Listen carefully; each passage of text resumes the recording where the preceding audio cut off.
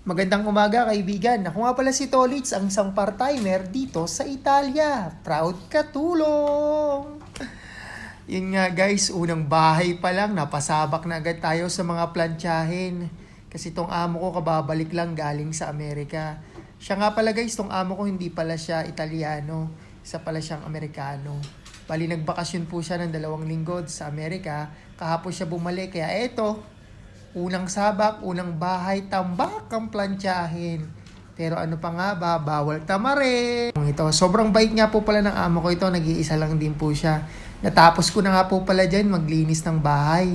Bali nga pala, yung pagka-plancha, hinuhuli ko na po yan pag nakatapos ako maglinis ng bahay.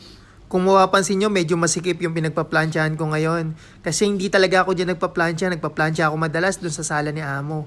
Kaso nga lang ngayon may online meeting siya, kaya sabi ko dito na lang magpa-plansya. Ayoko naman siyang antaying matapos